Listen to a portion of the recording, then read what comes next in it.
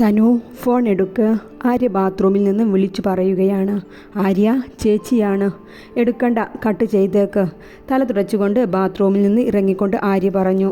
അത് മോശമല്ലേ ആര്യ? തനു പറയുന്നത് കേൾക്ക്. എനിക്ക് ആരോടും സംസാരിക്കേണ്ട. എനിക്ക് ആരുമില്ല. അച്ഛനും അമ്മയുമില്ല, കൂടെ പിറപ്പുമില്ല. എനിക്ക് സ്വന്തം എന്നത് നീ മാത്രം മതി. ആര്യ പറഞ്ഞുകൊണ്ട് അവളുടെ കയ്യിൽ നിന്നും ഫോൺ വാങ്ങിച്ചു കോൾ കട്ട് ചെയ്തു. ആരതി അല്പസമയം ഫോണിലേക്ക് തന്നെ നോക്കി ഇരുന്നു. പിന്നെ തൻവിയുടെ ഫോണിലേക്ക് വിളിച്ചു.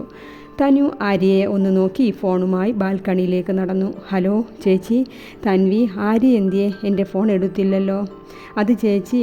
തനു എന്ത് പറയണമെന്നറിയാതെ ഉഴലുകയാണ്.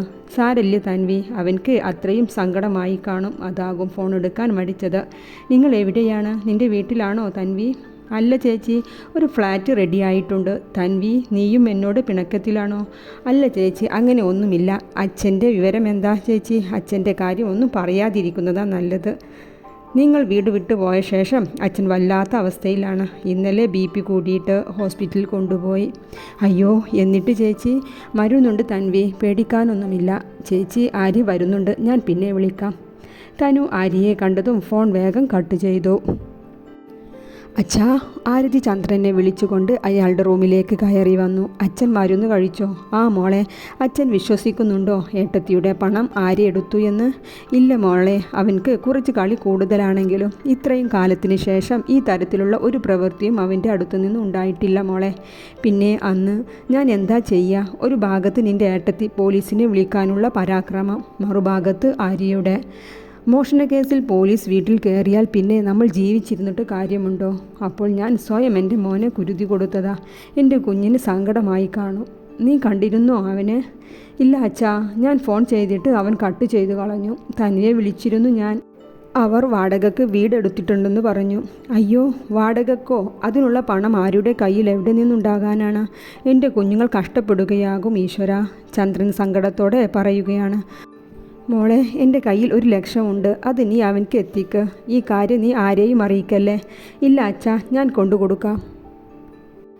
തൻവി മോളോട് ക്ഷമിക്കാൻ പറയണം, ഈ പാപിയായ അച്ഛനോട്. ചന്ദ്രൻ കണ്ണുകൾ തുടച്ച് തളർച്ചയോടെ ബെഡിലേക്ക് ചാരിക്കിടന്നു. ചേച്ചി. ആരതി ആര്യയുടെ ഫ്ലാറ്റിലേക്ക് വന്നതാണ്. തനു അവളെ അകത്തേക്ക് ക്ഷണിച്ചിരുത്തി. ഇത് കണ്ടുകൊണ്ടാണ് ആര്യ ഡൈനിങ് ഹാളിലേക്ക് വരുന്നത്. ആര്യയെ കണ്ടതും ആരതി വേഗം എഴുന്നേറ്റ് അവൻ്റെ അടുത്തേക്ക് വന്നു. ആര്യ, വേണ്ട. ബന്ധം പറഞ്ഞു വന്നതാണെങ്കിൽ എനിക്കാരുമില്ല. ഇന്ന് വന്നത് പോട്ടെ, ഇനി ഇങ്ങോട്ട് വരരുത്. അത് എനിക്കിഷ്ടമല്ല. ആര്യ പറഞ്ഞുകൊണ്ട് പുറത്തേക്ക് പോയി. ആരതിക്ക് വാക്കു കിട്ടാതെ ആയിപ്പോയി. ചേച്ചി വാ, ഇരിക്കൂ. തൻവി അവളെ പിടിച്ച് കസേരയിലേക്കുരുത്തി. ചേച്ചി. വേണ്ട തൻവി, അവൻ്റെ സങ്കടം കൊണ്ടാകും. എനിക്ക് മനസ്സിലാകും. ഇന്നാ 1,00,000 രൂപയുണ്ട്. അച്ഛൻ തന്നുവിട്ടതാണ്. അച്ഛൻ എന്നോട് ക്ഷമ ചോദിച്ചിട്ടുണ്ട് തൻവി. അച്ഛൻ സങ്കടത്തിലാണ്. ചേച്ചി, അച്ഛനോട് എനിക്ക് ദേഷ്യമൊന്നുമില്ല. പിന്നെ ഈ പണം, അത് വേണ്ട. ഇത് ഞാൻ വാങ്ങില്ല ചേച്ചി. എനിക്കറിയാം അച്ഛൻ ഞങ്ങളോട് സ്നേഹമുണ്ടെന്ന്. പ്ലീസ് ചേച്ചി, അച്ഛനോട് കാര്യം പറഞ്ഞ് മനസ്സിലാക്കി പണം തിരിച്ചു കൊടുക്കൂ. ഞാൻ ചായ എടുക്കട്ടെ, ചേച്ചി ഇരിക്കൂ. ആരതി എന്തു പറയണമെന്നറിയാതെ അങ്ങനെ ഇരുന്നു പോയി. ആര്യ വളരെ വൈകിയാണ് ഫ്ലാറ്റിലെത്തിയത്. തനു. അവൻ ഡോർബെൽ അടിച്ച് അവളെ വിളിച്ചു. ഇതാ വരുന്നു. തനു മറുപടി കൊടുത്ത് ഡോർ തുറന്നു. എന്തേ ലേറ്റായി ആര്യ? പുതിയ ഗെയിം ഡീറ്റെയിൽസുമായിട്ട് കുറച്ച് ബിസിയായി. ജോൺസൺസ് ആക്സെപ്റ്റ് ചെയ്തിട്ടുണ്ട്. ഇത് ക്ലിക്കായാൽ നമ്മുടെ ഭാഗ്യമാണ് തനു. പിന്നെ നമുക്ക് പിന്നിലേക്ക് നോക്കേണ്ടി വരില്ല. അത്രയും ബെനഫിറ്റ് ഉണ്ടാകും. ആര്യ വളരെ ഉത്സാഹത്തോടെ പറയുകയാണ്. തനു ഒരു പുഞ്ചിരിയോടെ കേട്ടു നിന്നു. ആര്യ, ചേച്ചിയോട് അങ്ങനെ പറഞ്ഞത് ശരിയായില്ല കേട്ടോ. ചേച്ചി ഒരുപാട് സങ്കടപ്പെട്ടു. തനു, ഫുഡ് എടുത്തു വെക്കോ, ഞാൻ ഫ്രഷായി വരാം. ആര്യ അവൾ പറയുന്നതൊന്നും ശ്രദ്ധിക്കുക പോലും ചെയ്യാതെ ബാത്റൂമിലേക്ക് കയറി. മോളെ, പോയതെന്തായി? നീ അവരെ കണ്ടോ? ആരതിയെ ഒറ്റയ്ക്ക് കിട്ടിയതും ചന്ദ്രൻ ചോദിച്ചു. അച്ഛാ, ആര്യ എന്നെ കണ്ട് നന്നായി സംസാരിക്കുക പോലും ചെയ്തില്ല. അവൻ ആകെ മാറിപ്പോയിരിക്കുന്നു. പണം ഞാൻ തൻവിയെ ഏൽപ്പിക്കാൻ നോക്കി അച്ഛാ. പക്ഷെ അവളും വാങ്ങാൻ കൂട്ടാക്കിയില്ല. അച്ഛനോട് ദേഷ്യമൊന്നുമില്ല എന്ന് പറയാൻ പറഞ്ഞു. ചന്ദ്രൻ ഒന്നും മിണ്ടാതെ എല്ലാം കേട്ടിരിക്കുകയാണ്. ഉച്ച കഴിഞ്ഞ സമയം ഡോർബെൽ അടിക്കുന്നത് കേട്ടുകൊണ്ടാണ് തനു ഡോർ തുറന്നത്. ഡോർ തുറന്നതും അർജുൻ ഡോർ തള്ളിക്കൊണ്ട് അകത്തേക്ക് കയറി. ഇതാണോ നിങ്ങളുടെ കൊട്ടാരം? അർജുൻ പുച്ഛ ചിരിയോടെ പറഞ്ഞുകൊണ്ട് റൂം മുഴുവൻ കണ്ണൊടിച്ചു. എന്നാലും തൻവി വല്ലാത്ത അവസ്ഥയാണ് തൻ്റേത്. എങ്ങനെ കഴിഞ്ഞവളായിരുന്നു. ഒരു വിവാഹം കൊണ്ട് നിൻ്റെ ഈ അവസ്ഥ കണ്ടിട്ട് സത്യമായും എനിക്ക് വല്ലാത്ത വിഷമം തോന്നുന്നു.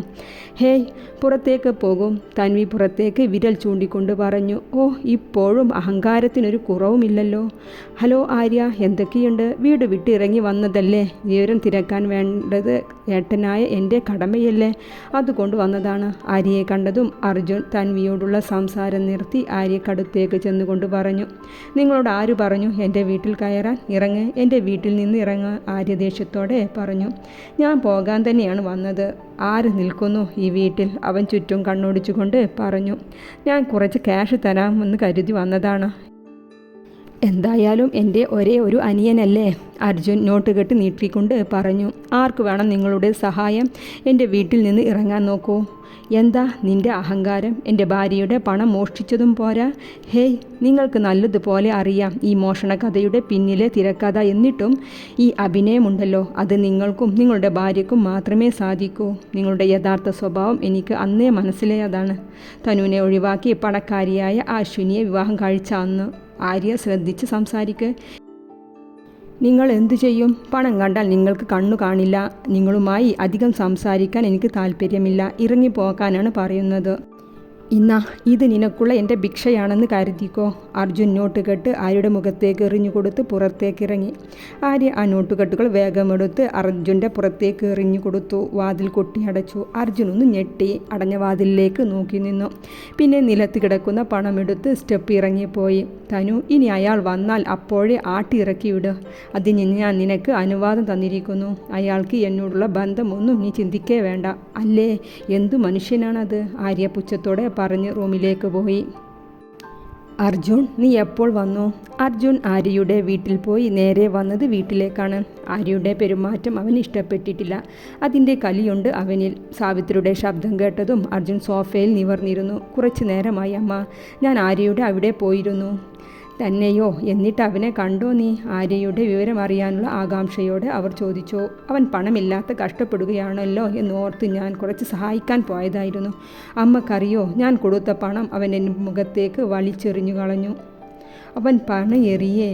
അവൻക്ക് സാവിത്രി വിശ്വാസം വരാതെ വീണ്ടും ചോദിച്ചു. അതെ അമ്മ, പണം എറിയുക മാത്രമല്ല അവൻ ചെയ്തത്. എന്നോട് ദേഷ്യപ്പെട്ട് തട്ടിക്കയറി സംസാരിച്ചു വീട്ടിൽ നിന്ന് ഇറങ്ങിപ്പോകാനും പറഞ്ഞു. എന്തൊക്കെയാണ് അർജുൻ നീ പറയുന്നത്? നമ്മുടെ ആര്യ അങ്ങനെ ഒന്നും ചെയ്യുകയില്ലായിരുന്നു. എല്ലാം ആ തൻവിയെ കല്യാണം കഴിച്ച ശേഷം തുടങ്ങിയതാണ്. സാവിത്രി വാക്കുകൾ കേട്ടതും അർജുൻ്റെ ചുണ്ടിൽ അവർ കാണാത്തൊരു പുഞ്ചിരി മിന്നിമാഞ്ഞു. പിന്നെ അമ്മ, അവൻ ഇതുകൂടി പറഞ്ഞു. അച്ഛൻ അവനെ ഇറക്കി വിട്ടെന്നും കരുതി അച്ഛൻ്റെ സ്വത്തിൽ അവൻക്ക് അവകാശമില്ലാതിരിക്കില്ല എന്ന്. എന്തൊക്കെയാണ് ഈശ്വര ഇനി കാണേണ്ടി വരിക? സാവിത്രി സങ്കടത്തോടെ പറയുകയാണ്. അമ്മ ഒന്നും ആലോചിച്ച് മനസ്സ് വിഷമിക്കാതെ പോയി റെസ്റ്റ് എടുക്കൂ. ഹായ് അർജുൻ, രാഹുൽ ബിസിനസ് ടൂറിലാണ്. നിനക്കിന്ന് വരാൻ കഴിയുമോ? യെസ്, ഞാൻ വരാം. ശരണ്യയുടെ കോൾ ആണ്. ഇന്ന് രാത്രി അവളുടെ വീട്ടിൽ കൂടാനുള്ള പ്ലാനാണ് ഇരുവർക്കും. ആരാണ് മോനെ? അത് അമ്മ, ഒരു ഒഫീഷ്യൽ മീറ്റിംഗ് ഉണ്ട്. ഈ രാത്രിയാണോ മോനെ? ആ അമ്മ, ഞാൻ ഫ്രഷായി പുറത്തേക്ക് പോകുകയാണ്. വരാൻ ലേറ്റാകും. അമ്മ കിടന്നോളൂ. അർജുൻ വലിയ ഉത്സാഹത്തോടെ റൂമിലേക്ക് പോയി. ഫൈസൽ, ഞാൻ പറഞ്ഞ കാര്യം എന്തായി? അശ്വിനിയുടെ ഡാഡിക്ക് ഓഫീസിൽ നടക്കുന്ന എല്ലാം അറിയിക്കുന്നത് ഈ ഫൈസലാണ്. അർജുൻ അശ്വിനിയുമായുള്ള കല്യാണത്തിന് ശേഷം അർജുൻ്റെ എല്ലാ നീക്കവും വാച്ച് ചെയ്യാൻ ഗിരിധർ ഏൽപ്പിച്ചത് ഫൈസലിനെയാണ്. അതുകൊണ്ട് തന്നെ അർജുൻ്റെ ഓഫീസ് കാര്യങ്ങളിൽ ഈ ഫൈസൽ അഭിപ്രായം പറയാറുണ്ട്. അത് അർജുന് ഇഷ്ടവുമില്ല. അതുകൊണ്ട് തന്നെ ഇരുവരും പേഴ്സണലായി അത്ര രസത്തിലല്ല.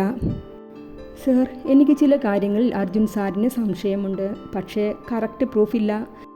കുറച്ച് മാസങ്ങളായി അക്കൗണ്ടിലെല്ലാം ചില മാറ്റങ്ങൾ കാണുന്നുണ്ട്. നീ അർജുനെ വാച്ച് ചെയ്യ്. അവൻ്റെ ഓരോ ജോലിയിലും അവൻ്റെ ആക്ടിവിറ്റിയിലും എല്ലാം നീ ശ്രദ്ധിക്കുക. അശ്വിനി അറിയാതെ വേണം. അവൾക്ക് അവനെ വലിയ വിശ്വാസമാണ്. പക്ഷേ എനിക്കതില്ല. എല്ലാ സെയിൽസ് റിപ്പോർട്ട് ചെക്ക് ചെയ്ത് ഡീറ്റെയിൽ എനിക്ക് സെൻഡ് ചെയ്യും. അശ്വിനിയെ ഞാൻ 2-3 മാസം കൂടി ഇവിടെ പിടിച്ചു നിർത്താം. എല്ലാ തെളിവുകളുമായിട്ടാവണം അവനെ നേരിടേണ്ടത്.